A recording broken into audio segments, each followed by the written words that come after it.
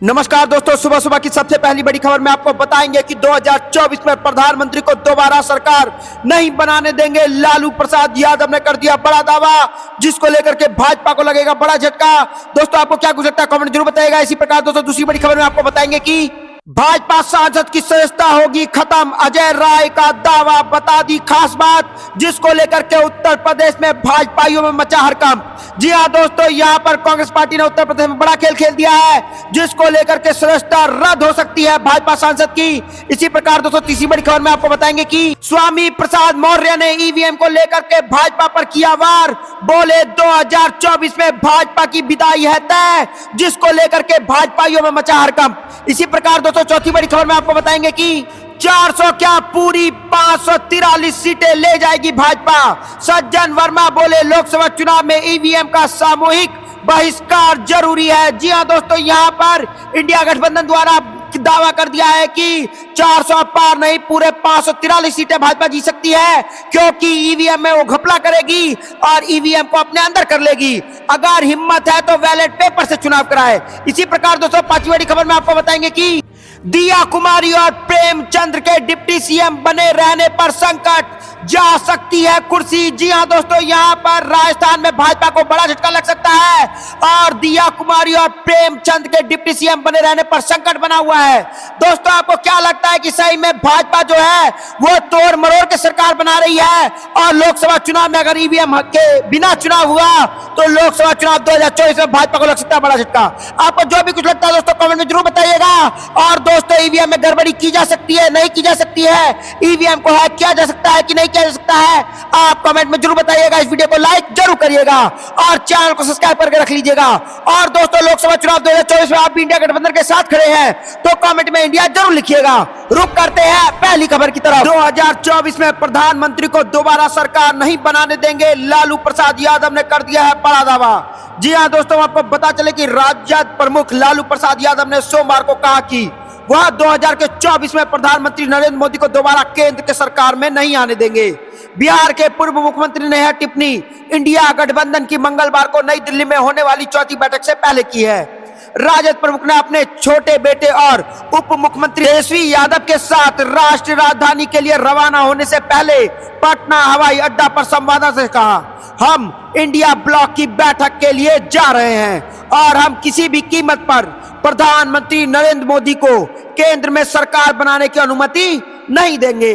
जब उनसे पूछा गया कि प्रधानमंत्री मोदी 2024 में फिर से सत्ता में आने की गारंटी दे रहे हैं तो लालू प्रसाद यादव ने कहा कि नरेंद्र मोदी कौन है और यह कौन निर्णय लेगा कि 2024 में किसकी सरकार आएगी। क्या अब ये सत्ता दल निर्णय लेगी या भारत की जनता निर्णय लेगी।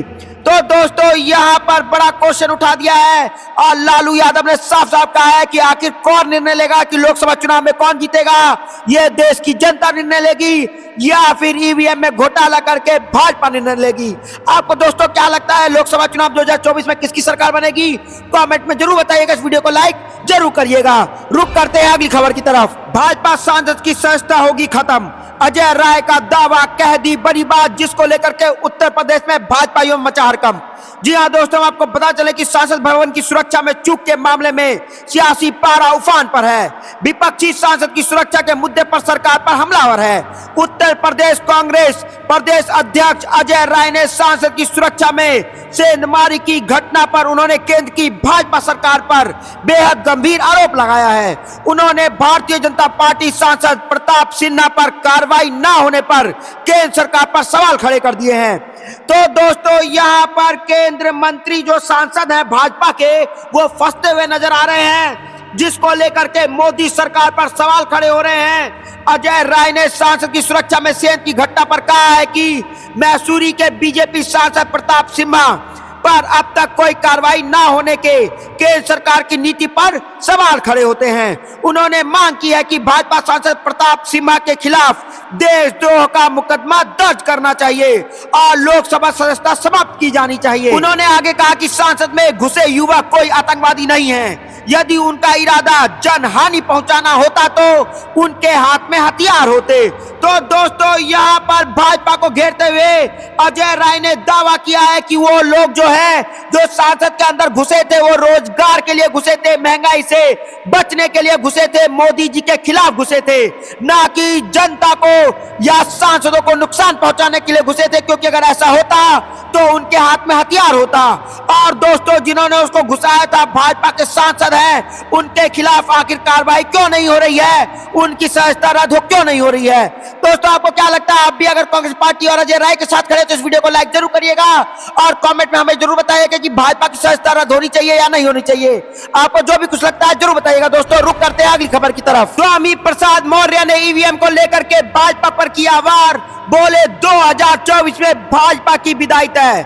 जी हां दोस्तों, हम आपको बताते चले कि बलिया के दौरे पर समाजवादी पार्टी के नेता स्वामी प्रसाद मौर्य ने ईवीएम को लेकर के अपनी प्रतिक्रियाएं दी हैं। स्वामी प्रसाद मौर्य ने अपने बयान में कहा है कि भाजपा ईवीएम के तिक्रम में चुनाव जीती है। जी हां दोस्तों, यहां पर स्वामी प्रसाद मौर्य ने ईवीएम पर सवाल उठा दिया और साफ साफ कह दिया है कि ईवीएम का उलटफेर करके, ईवीएम में कुछ घोटाला करके चुनाव जीती है भाजपा। और स्वामी प्रसाद मौर्य ने कहा है कि बैलेट पेपर काउंटिंग में कांग्रेस से पीछे थी भाजपा। जी हां दोस्तों, यहां पर जब तक बैलेट पेपर से काउंटिंग होते रहे तीनों राज्यों में भाजपा पीछे थी। जैसे ईवीएम से काउंटिंग शुरू हुई वैसे ही भाजपा जीतने लगी। सभी पार्टियों को एक होकर के ईवीएम का विरोध करना पड़ेगा, क्योंकि ईवीएम से छेड़खानी करती है भाजपा और भाजपा वोट जीत जाती है। चुनावी बैलेट पेपर वोटिंग सिस्टम की मांग करनी पड़ेगी। जी हां दोस्तों, यहां पर चुनाव 2024 लोकसभा चुनाव 2024 बैलेट पेपर से करवाने की मांग करते हुए स्वामी प्रसाद मौर्य ने साफ साफ कहा है कि बैलेट पेपर से चुनाव कराएं, ना कि ईवीएम से कराएं। आगे उन्होंने यह भी कहा कि लोकसभा चुनाव में यूपी में सपा की स्थिति अच्छी रहेगी और लोकसभा चुनाव 2024 में जो है भाजपा की विदाई तय है। और लोकसभा चुनाव 2024 बेरोजगारी और महंगाई के मुद्दों पर लड़ा जाएगा, जिसको लेकर के मोदी सरकार और भाजपाइयों के नींद उड़ चुकी है और भाजपा की बुरी तरीके से हार हो सकती है। दोस्तों, आपको क्या लगता है लोकसभा चुनाव 2024 में किसकी जीत होगी? NDA versus India? कमेंट जरूर बताइएगा। इस वीडियो को लाइक जरूर करिएगा। रुक करते हैं अगली खबर की तरफ। 400 क्या पूरी 543 सीटें ले जाएगी भाजपा। जी हां दोस्तों, लोकसभा में ईवीएम का सामूहिक बहिष्कार करने की जरूरत, क्योंकि अगर ईवीएम से लोकसभा चुनाव हुआ तो 543 सीटें की पूरी जो है भाजपा जीत सकती है। तो दोस्तों, यहां पर दिल्ली में आम आदमी पार्टी के बाद अब कांग्रेस भी इलेक्ट्रॉनिक वोटिंग मशीन का खुलेआम विरोध कर रही है। रविवार को इंदौर में कांग्रेस नेता और पूर्व मंत्री सज्जन वर्मा ने सभी राजनीतिक दलों से ईवीएम का बहिष्कार करने का अनुरोध किया है।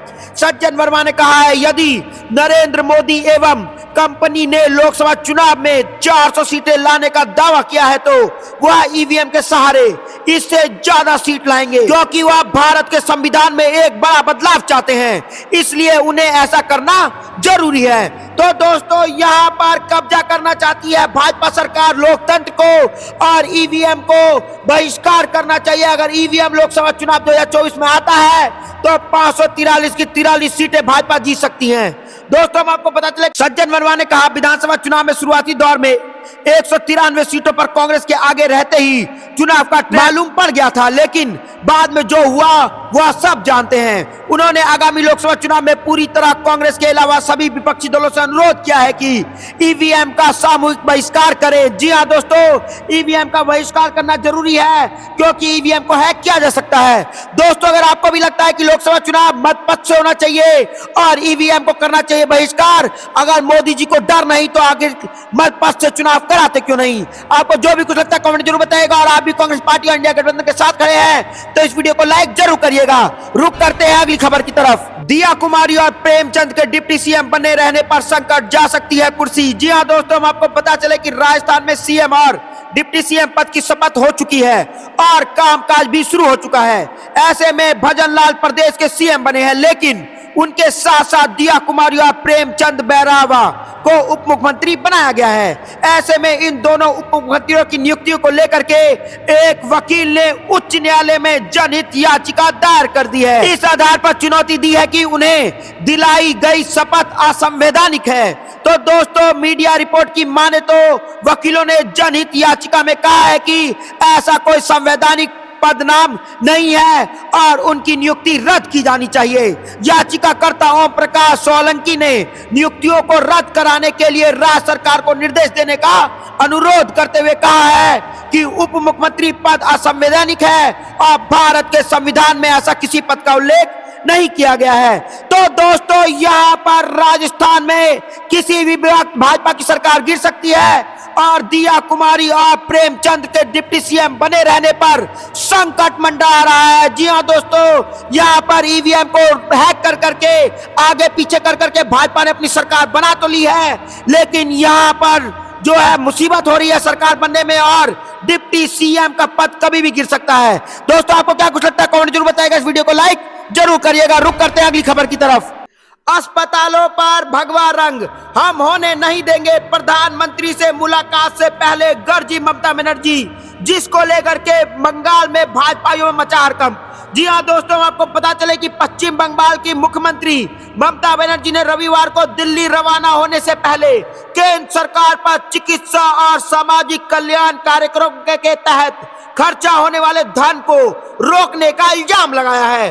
ममता बनर्जी ने कहा है कि केंद्र की सरकार ने इसलिए पैसा रोका है क्योंकि वह स्वास्थ्य केंद्रों को भी भगवा रंग से रंगना चाहती है। जी हाँ दोस्तों, यहाँ पर ममता बनर्जी ने मोदी सरकार को घेरते हुए कहा है और उन्होंने साफ साफ कहा है स्वास्थ्य केंद्रों को भगवा रंग में रंगना चाहती है मोदी सरकार, इसलिए बंगाल का पैसा रोक दिया गया है। हम आपको बता दें कि ममता बनर्जी ने पश्चिम बंगाल के लिए विभिन्न सामाजिक कल्याण कार्यक्रमों के लिए केंद्र धन जारी करने की मांग को लेकर के प्रधानमंत्री मोदी से मुलाकात करने वाली है। दोस्तों यहाँ पर मोदी से मुलाकात करके ममता बनर्जी साफ साफ बोलने वाली है कि जो बंगाल का हक का पैसा है उसे जल्दी से जल्दी लौटाएं, नहीं तो लोकसभा चुनाव में भाजपा को बंगाल में रुकने नहीं देंगे और चुनाव में लग सकता है बड़ा झटका।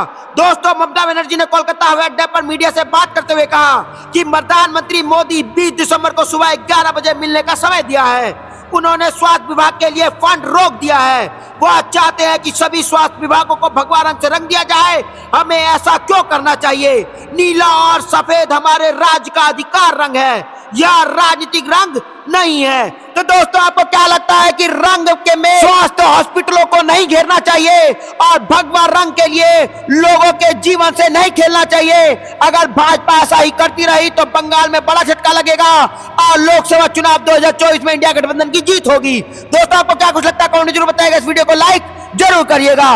रुक करते हैं अगली खबर की तरफ। लोकसभा चुनाव से पहले चंदा जुटाएगी कांग्रेस, खड़गे ने 1.38 लाख रुपए देकर शुरू किया डोनेट फॉर देश कैंपेन। जी हाँ दोस्तों, आपको पता चले कि कांग्रेस ने 2024 के लोकसभा चुनाव से पहले पार्टी के लिए संसाधन जुटाने के लिए सोमवार को क्राउड फंडिंग अभियान डोनेट फॉर देश शुरू किया है।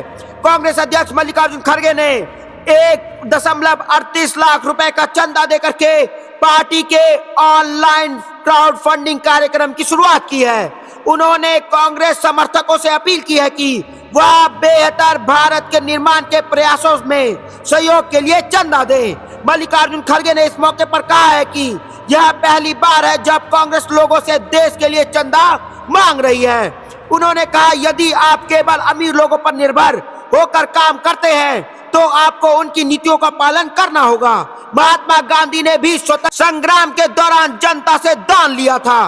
तो दोस्तों यहाँ पर साफ साफ कांग्रेस ने बोल दिया है कि लोकसभा चुनाव से पहले चंदा जुटाएगी कांग्रेस और मल्लिकार्जुन खड़गे ने 1.38 लाख रुपए दे करके शुरू कर दिया है डोनेट फॉर देश और जनता से अपील की है कि अमीरों के हाथ में ना दे देश और देश के लिए डोनेट करें। और यह कैंपेन जो है जल्दी से जल्दी लागू कर दिया जाएगा और जन जन तक जाएगा। दोस्तों आपको क्या लगता है कि डोनेट फॉर देश ये भारत में जो है तेजी से फैलेगा और लोकसभा चुनाव 2024 में मोदी सरकार को रोक पाएगा और कांग्रेस पार्टी को मजबूत करके इंडिया गठबंधन को मजबूत करेगा?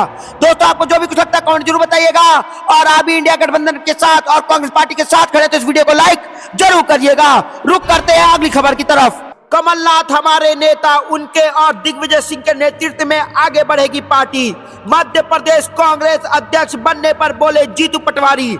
जी हाँ दोस्तों, इस वक्त की सबसे बड़ी खबर आ रही है कि मध्य प्रदेश कांग्रेस समिति के नवनियुक्त अध्यक्ष जीतू पटवारी ने कहा है कि हालिया विधानसभा चुनाव में शिकस्त के बाद अगले साल होने वाले लोकसभा चुनाव में कांग्रेस के अच्छे प्रदर्शन की चुनौती का पार्टी सामूहिक नेतृत्व के आधार पर मुकाबला करेगी और सकारात्मक परिणाम लेकर आएगी। दोस्तों आपको पता चले कि प्रदेश कांग्रेस के नए अध्यक्ष के अपने नाम के ऐलान के बाद पटवारी ने अपने गृह नगर इंदौर में मीडिया से बात की है। मुझे जैसे छोटे से कार्यकर्ताओं को बड़ी जिम्मेदारी दिए जाने पर मैं कांग्रेस हाईकमान को धन्यवाद देता हूं। पटवारी ने कहा कि हालिया विधानसभा चुनाव में हमारी हार हुई है और आगामी लोकसभा चुनाव में कांग्रेस के बेहतर प्रदर्शन की चुनौती का मुझे एहसास है। हम सामूहिक नेतृत्व के आधार पर इस चुनौती का मुकाबला करेंगे और कांग्रेस की विचारधारा को घर घर ले जाकर सकारात्मक परिणाम देंगे। जीतू पटवारी ने नए सवाल पर कहा कि कांग्रेस में दिग्गज नेताओं के सम्मान के साथ युवाओं की भागीदारी कैसे बढ़े, यह एक स्वाभाविक क्रिया है और वक्त की मांग भी है। तो दोस्तों यहाँ पर जीतू पटवारी ने साफ साफ बोला है कि अब लोकसभा चुनाव के लिए हम एमपी में मजबूती के साथ खड़े होंगे और इंडिया गठबंधन को और कांग्रेस पार्टी को मजबूत करेंगे मध्य प्रदेश में, और दिग्विजय सिंह और कमलनाथ के नेतृत्व में ही हम लोकसभा चुनाव 2024 में मध्य प्रदेश में जीत हासिल करेंगे। दोस्तों आपको क्या लगता है लोकसभा चुनाव 2024 में इंडिया वर्सेस कौन, इंडिया और एनडीए में से किसकी जीत होगी? कमेंट जरूर बताइएगा।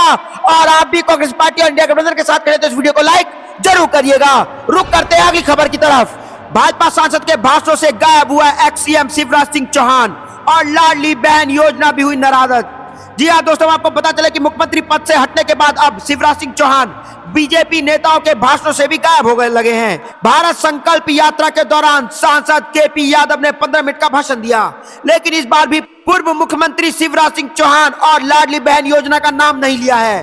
भारत संकल्प यात्रा के बैनर में भी पूर्व सीएम शिवराज सिंह की तस्वीर नजर रही। सांसद ने महिला सशक्तिकरण के लिए प्रधानमंत्री मोदी को क्रेडिट दिया है। गुना शिवपुर संसदीय क्षेत्र में सांसद केपी यादव ने सूबे के नए मुखिया डॉक्टर मोहन यादव की जमकर तारीफ की और भाजपा सांसद केपी यादव के मुख्यमंत्री मोहन यादव को मेहनती बताया। लेकिन दोस्तों यहाँ पर भाजपा सांसद के भाषणों में गायब हो चुके हैं एक्स सीएम शिवराज सिंह चौहान और अब लाडली बहन योजना भी हो चुकी है नदारद। और अगर ऐसा ही रहा तो मध्य प्रदेश से लाडली बहन योजना ही हो जाएगी खत्म। दोस्तों आपको क्या लगता है कि भाजपा ऐसे ही अपने आप को बदल करके सब कुछ खत्म कर रही है? आपको जो भी कुछ लगता है कमेंट जरूर बताइएगा। इस वीडियो को लाइक जरूर करिएगा। रुक करते हैं अगली खबर की तरफ। मुश्किल में नए सीएम सरकार चलाना मोहन यादव के लिए नहीं होगा आसान। विरासत में मिला है इतना खाली खजाना, इस चुनौतियों का भी करना होगा सामना। जी हाँ दोस्तों हम आपको पता चले कि महाकाल नगरी उज्जैन में आने वाले मोहन यादव अब मध्य प्रदेश के मुख्यमंत्री बन चुके हैं, लेकिन उनके लिए एमपी संभालना इतना भी आसान नहीं होगा। लोकसभा चुनाव से पहले उन्हें राज्य की वित्तीय राजनीति और प्रशासनिक जैसी चुनौतियों का सामना करना पड़ेगा। ऐसे में समझने की कोशिश करते हैं कि उन्हें आने वाले समय में किन किन समस्याओं का सामना करना होगा। तो 3 बार के विधायक मोहन यादव के सामने सबसे बड़ी चुनौती मंत्रिमंडल विस्तार को लेकर के है। उनकी पहली प्राथमिकता यह होगी कि मंत्रिमंडल में 163 सीटों पर बड़ी जीत दिलाने वाले विधायकों में से किन किन को मंत्री पद सौंपे जाए। प्रदेश में भाजपा की ओर से मोहन यादव से ज्यादा वरिष्ठ नेता चुनाव जीतकर विधानसभा पहुंचे हैं। इनमें 4 बार के मुख्यमंत्री शिवराज सिंह चौहान, पूर्व केंद्रीय मंत्री प्रहलाद पटेल, पूर्व कृषि मंत्री नरेंद्र सिंह तोमर, कैलाश विजयवर्गीय जैसे नाम शामिल हैं। ऐसे में मोहन यादव के सामने सबसे बड़ी चुनौती यह भी है कि दिग्गज नेताओं को बिना नाराज किए उनके राजनीतिक कद के हिसाब से उन्हें जिम्मेदारी देनी होगी ताकि कोई नेता नाराज ना हो। जी हाँ दोस्तों यहाँ पर मध्य प्रदेश में मुश्किल में है सरकार, क्योंकि यहाँ पर जो है नेता को खुश करने में लग गई है भाजपा और सरकार चलाने में मोहन यादव के लिए नहीं होगा आसान, क्योंकि विरासत में मिला है पूरा खाली खजाना। जी हाँ दोस्तों भाजपा द्वारा ही खाली खजाना कर दिया गया है और दूसरे भाजपा के सीएम को यह विरासत में दिया गया है। दोस्तों आपको क्या लगता है कि ये भाजपा कहीं भी कुछ नहीं चला पा रही है, ना राज्य में सरकार चला पाएगी और ना केंद्र से बेरोजगारी और महंगाई को कम कर पा रही है? आपको क्या लगता है दोस्तों? जो भी कुछ लगता है कमेंट जरूर बताइएगा। और लोकसभा चुनाव 2024 में इंडिया गठबंधन के साथ खड़े हैं तो इस वीडियो को लाइक और कमेंट में जय हिंद जरूर लिखिएगा। जय हिंद जय भारत। महिला कांग्रेस का देखिए दिल्ली के जंतर मंतर पर जिस तरीके से बड़ा प्रदर्शन आज किया जा रहा है महंगाई को लेकर के, मोदी को कहते 3 माह का महंगाई, मोदी और महिला विरोध, इन 3 मुद्दों को लेकर के लगातार जिस तरीके से कांग्रेस हमेशा महंगाई को लेकर के मुद्दा बनाती है, आज दिल्ली के जंतर मंतर पर हजारों की संख्या में दिल्ली कांग्रेस की महिलाएं और तमाम अलग अलग जगहों से कांग्रेस पार्टी के जो कार्यकर्ता हैं यहाँ पर आज महंगाई को लेकर के जिस तरीके से लगातार प्रदर्शन हो रहा है, उसमें देखिए अब धीरे धीरे बैरिकेड की तरफ संसद घेराव का जिस तरीके से इनका कार्यक्रम है, बैरिकेड को जिस तरीके से पार करने का भी पूरा प्रयास किया जा रहा है। धीरे धीरे देखिए आप पीछे देख सकते हैं तमाम जो संख्याएं आपको दिख रही होंगी महिलाओं की, कांग्रेस पार्टी की से जुड़े हुए तमाम वो महिलाएं हैं जो विरोध प्रदर्शन लगातार कर रही हैं इस समय। और बैरिकेड जो यहाँ पर